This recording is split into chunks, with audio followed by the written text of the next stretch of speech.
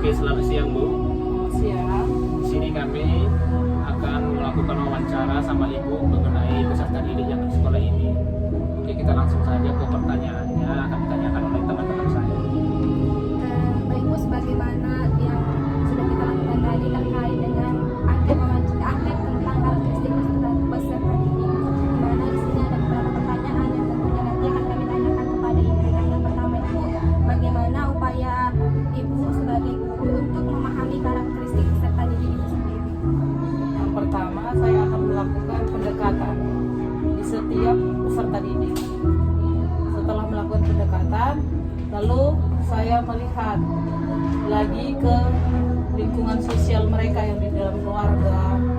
Nah, karena karakter ini juga sangat berpengaruh terhadap lingkungan mereka di rumah, bahkan status ekonomi sosial mereka pun sangat berpengaruh. Dan saya akan melakukan pendekatan.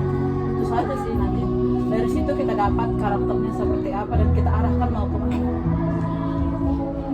Ibu, ada pertanyaan selanjutnya.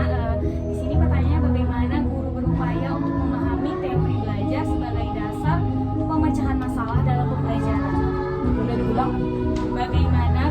Bagaimana Ibu berupaya untuk memahami teori belajar sebagai dasar pemecahan masalah dalam pembelajaran?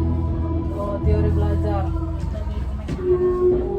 Mungkin ya teori belajar ini kan ada beberapa macam. Mungkin anak-anak ini nggak semua bisa. Jadi kita ke pembelajaran diferensiasi juga itu kan kita ada memecah-mecah. Jadi kan kayak misalnya ada minat dan bakatnya itu kita kembangkan di situ. Ya, dia masing-masing siswa kita buat kelompok. Nah, itu yang kita ambil pemecahan masalah dalam teori belajar. Itu pertanyaan nomor 2. Selanjutnya Bu, ada pertanyaan dari saya.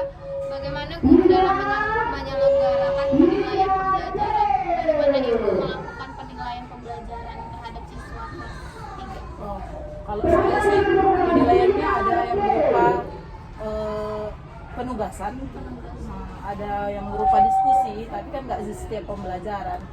Lalu ada juga dia yang mandiri. Ya, kita suruh latihan, kayak saya sendiri sering mengadakan battle di kelas. Jadi saya melihat siswa yang mampu sama yang mampu itu saya battle maju ke depan. Jadi saya itu merupakan penilaian bagi saya. Itu mungkin. Pertanyaan dari saya Bu, kan potensi setiap siswa itu kan berbeda-beda. Nah, jadi bagaimana cara Ibu untuk mengupayakan dalam mengembangkan potensi siswa tersebut? Nah, itu seperti yang terkait dengan pertanyaan Tiara tadi, kita buat dia seperti kita harus tahu dulu kemampuan si A, si B, si C sampai di mana. Nah, kita buat pengelompokannya, ya kan? Bahwasannya, contoh di kelas saya masih ada yang dalam tahap mengeja. Nah, ini kita bikin satu kelompok. Jadi dia harus tuntas, supaya dia tuntas dia mengeja harus kita bikin ekstra membacanya. Terus akan dikelompokkan. Jadi mungkin itu saja sih, dari hal kecil dulu sih rasa saya, supaya potensinya itu nampak. Nah, pertanyaan dari saya Bu, bagaimana Ibu melakukan komunikasi yang baik dengan siswa? Komunikasi yang baik ya mungkin ada juga siswa saya ini, salah satu siswa di kelas yang pakai masker terus. Nah, dia ini karena sudah komunikasi juga dengan orang tuanya, saya mengatakan sama orang tuanya, Bu, saya minta tolong bantu supaya anak ini tidak pakai masker lagi, supaya kan tidak ini. Jadi kita nggak kenal nih wajahnya.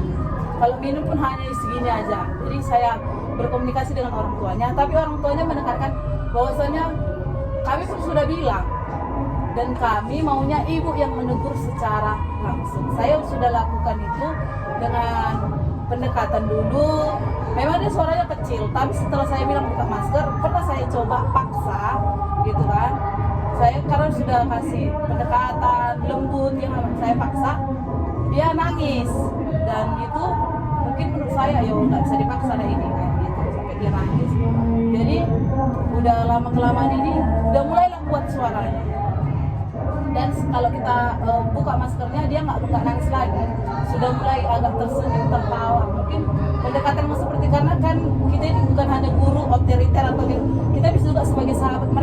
kawan mereka. Sama seperti si Anissa, ada murid saya juga, dia ini sepertinya kayak kurang kasih sayang gitu, karena dia ibunya itu pergi merantau ke Malaysia, dia tinggal sama ayahnya pulang sampai malam, dan sama neneknya. Kita tahu kalau tinggal sama nenek kayak mana kan, harus ini gitu. Jadi dia itu kayak nggak punya rasa percaya diri. Pernah saya suruh dia ke depan buat nyanyi, dia nangis dan lari ke kamar mandi bunuh diri. Nah, mungkin saya terlalu memaksakan diri saya gitu kan, tapi saya melakukan pendekatan, akhirnya dia sudah mau buka masker dan sudah mau berkomunikasi. Bahkan Bu Dila sendiri lihat ya, dia sangat mau berbaur sama kawan. Itu saja sih menurut saya, pendekatan. Dan nggak semua murid itu harus keras dan nggak semua harus dilembutin. Kita harus punya teknik tersendiri. Itu saja sih. Oke, demikianlah hasil wawancara kita hari ini. Kita ucapkan terima kasih sama Ibu. Jadi salam dulu gitu. Kita aja. Oke, sukses. Terima kasih.